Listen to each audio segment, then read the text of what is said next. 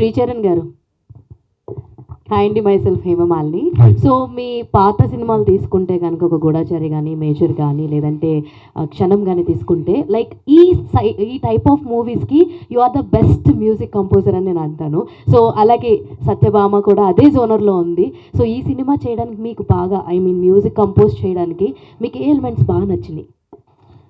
Elements అంటే సినిమాలోనా musical సినిమాలోను and music compose చేయడం. కాజల్ గారు ఇంకేం నచ్చడం ఇన్స్ట్రుమెంట్స్ కుమ్మ అవతల పారాడు.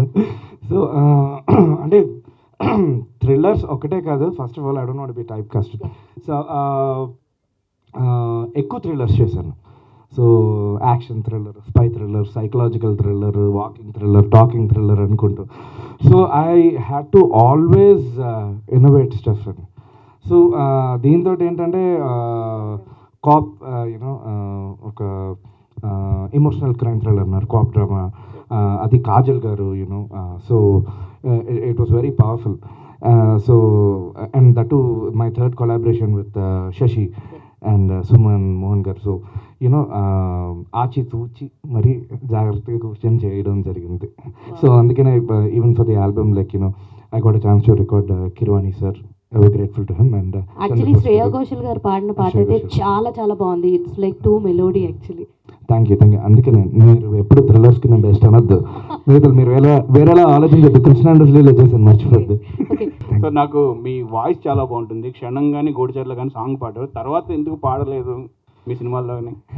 అంటే ఇక్కడ జనరల్గా అంటే స్టూడియోలో నేను పాడినప్పుడు కొంచెం రఫ్గా ఉంటుంది ఆ వాయిస్. సో పాడుతుంటే రికార్డింగ్ ఆపేసి అన్న మీది వాయిస్ క్రాక్ అయిపోతున్నది అన్నాడు.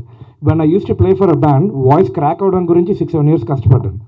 సో మేబీ నా వాయిస్ ఇక్కడ సూట్ అవుదేమో, సెలెక్టివ్గా ఎప్పుడైనా పాడాలి అని అనుకుంటాను. And that why should I waste a song? So many singers are there, better singers are there. I'm a music director, అది నా జాబ్. ఇంకోళ్ళు బాగా పాడితే వాళ్ళకి ఛాన్స్ వచ్చినట్టు ఉంటుంది.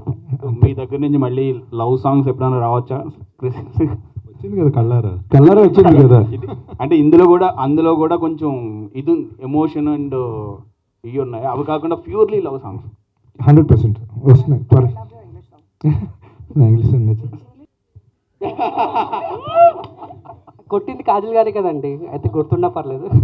రైట్. శ్రీచరణ్ గారు, hi sir. Hi. And you came from America. So ఆ అమెరికన్ మ్యూజిక్ ఎవరెవరు అమెరికన్ మ్యూజిక్ ఫ్లేవర్ అనేది ఇంకా మీ బాడీలో అలాగే ఉండిపోయింది. అమెరికా నుంచి రాలేదు, లైక్ చంటి లోకల్ ఇక్కడ. కాదు, ఆ అమెరికన్ మ్యూజిక్ ఫ్లేవర్ అనేది ప్రతి సినిమాలో మీకు కనబడినప్పుడు దాన్ని ఇన్బిల్డ్ చేస్తూ ఉంటారు. ఓకే. బట్ అలాంటి ఇంగ్లీష్ ర్యాప్ కూడా ఈ సినిమాలో చాలా పర్ఫెక్ట్గా బ్లెండ్ అయింది. బట్ హౌ ఇట్ ఈస్ అంటే ఒక డైరెక్టర్ని కానీ ఒక ఆడియన్స్ని కానీ యాక్సెప్ట్ చేయించడం ఎంత కష్టం ఒక ఇంగ్లీష్ ర్యాప్ తీసుకున్నాం?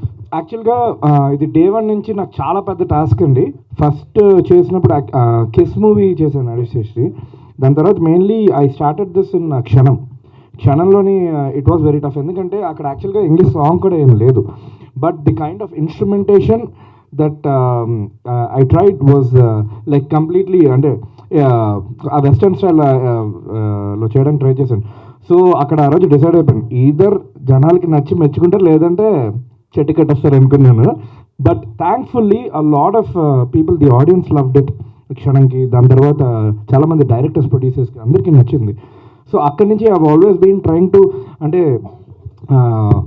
అంటే మిక్స్. ఎంతైనా మన రూట్స్ మనం మర్చిపోము, ఇండియన్ క్లాసికల్ రూట్స్ మర్చిపోము, ఫ్యూజన్ మర్చిపోము. But at the same time నేను చాలా ఎక్కువ ఇంటర్నేషనల్ మ్యూజిక్ విని పెరిగినవాడిని. సో దాన్ని దీంట్లో బ్లెండ్ చేయడానికి ఎప్పుడు ట్రై చేస్తూ ఉంటాను. English songs, what ever.